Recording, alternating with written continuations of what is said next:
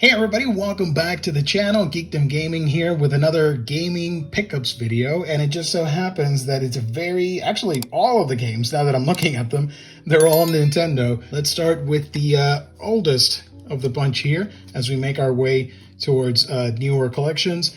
Here is the Sonic Gems collection for the Nintendo Gamecube. This is the Player's Choice version, and it is missing the instruction booklet. The disc is in great condition. Now, the reason I got this, I want to thank every single one of you if you've watched my channel. I made a video on the Sonic Origins collection purely out of passion because I love Sonic, one of my all-time favorite gaming franchises and gaming characters and all that stuff. And I was a little bit let down by the Sonic Origins set, so just for fun, I wanted to make my own version of it. And that video just took off, so I'm really happy about that. That was a nice surprise. So thank you everybody that took the time to watch that video and leave a comment. I really appreciate it. I don't think I've ever had a video do as well as that in such a short amount of time. So that's really cool. So if you watch that video, even though I've played all the older retro Sonic games, I didn't own all of them. So I thought, hey, I want to go back and pick this up. Pick the Sonic Gems collection. It features a bunch of great games here. Sonic CD, Sonic the Fighter, Sonic R, and it also has the Game Gear Sonic games as unlockables. Unfortunately, this game right here is not the cheapest out of the bunch when it comes to Sonic. This one ranges around the $60 to $80 range, depending on the condition. I got the Player's Choice because I don't really mind that stuff. I just wanted to own the game and actually do some research for that Sonic Origins video that I made. Speaking of Sonic, I have to do it. Here is the Sonic Mega Collection as well for the GameCube. Again, Player's Choice. However, this one is complete right there. Disc is in great condition. This looks amazing. I love playing this game. Having the opportunity to replay all these titles: 3D Blast, Sonic & Knuckles, Sonic 1, 2, and 3, Robotnik's Mean Bean Machine, Sonic Spinball. And you're probably wondering why I went with the Player's Choice. As soon as I picked this one with the Player's Choice, my OCD kicked in and I knew that I wanted the other one to match and have the Player's Choice.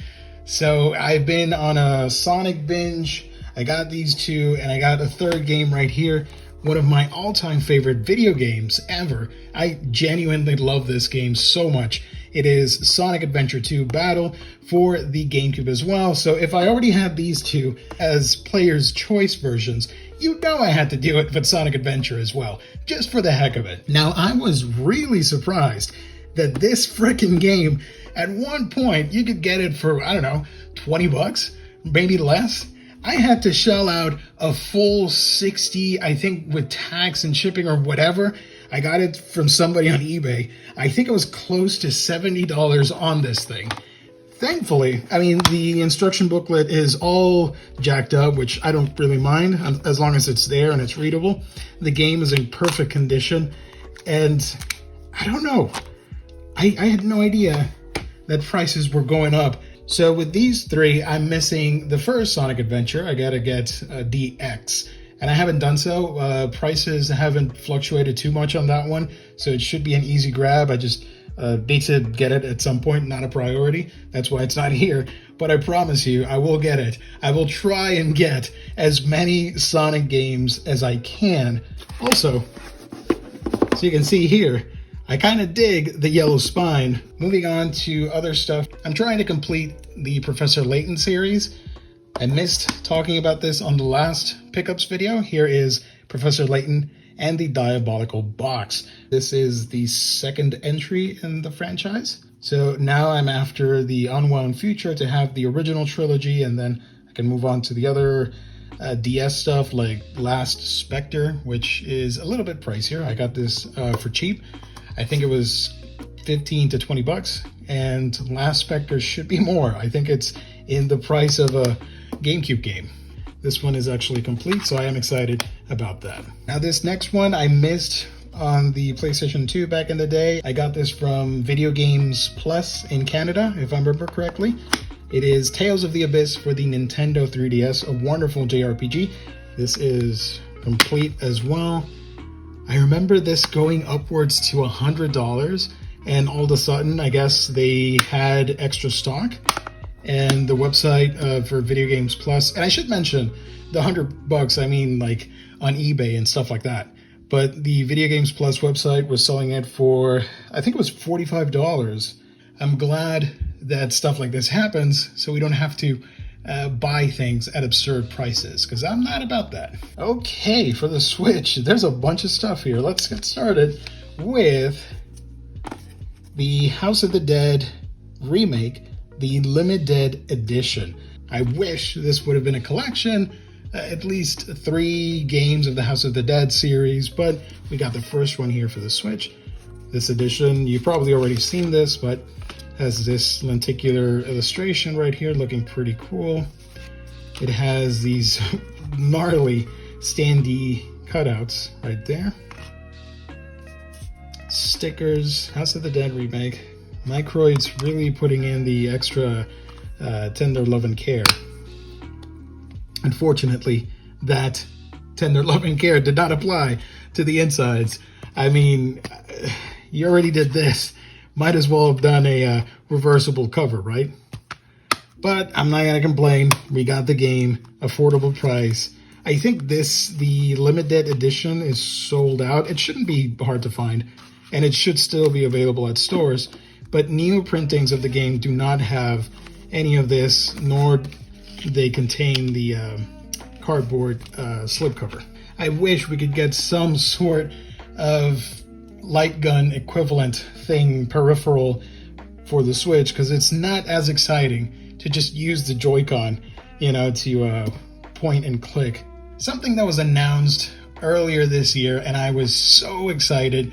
I'm a huge Darkstalkers fan, so you can imagine my surprise when Capcom revealed the Capcom Fighting Collection set.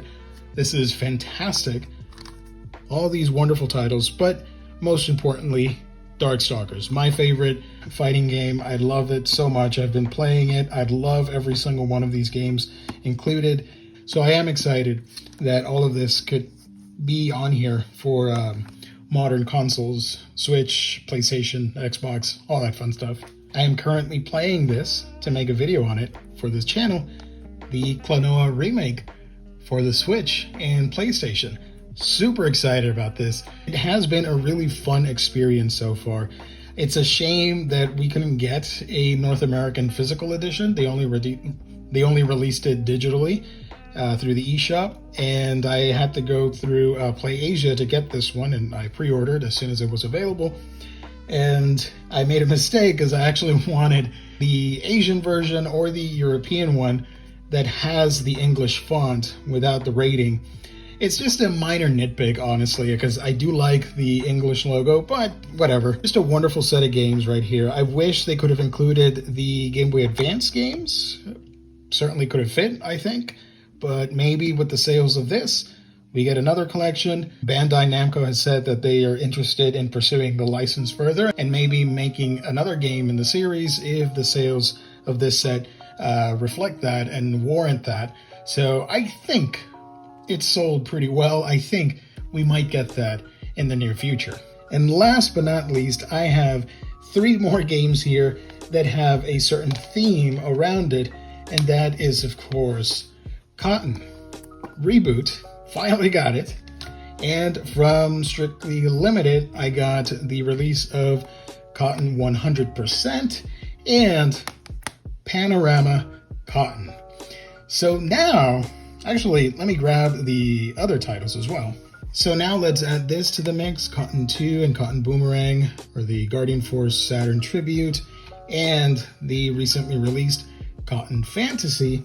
And I think we're nearly done.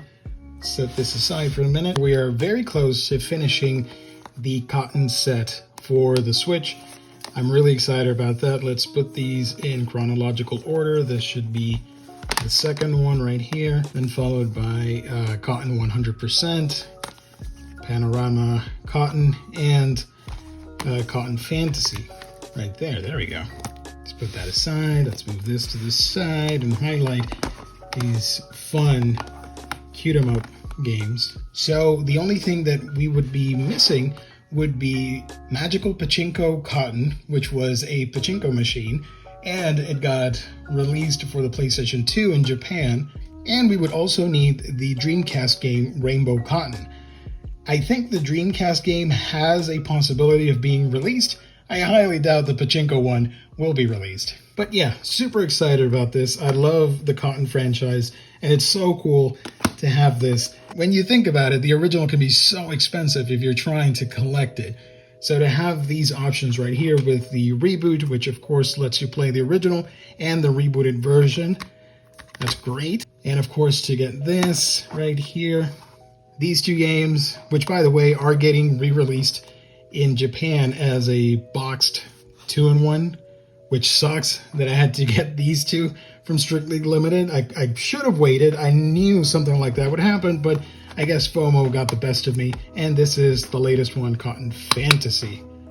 Looking really cool, which I think I featured on the previous pickups video. So yeah, I guess I should say expect a Cotton retrospective as I go through all the games and talk about the franchise, the highs and lows, all that stuff. So look forward to that video real soon on the channel. That's going to be it for now. Hopefully I'll do another pickups video with more Switch titles and other retro stuff.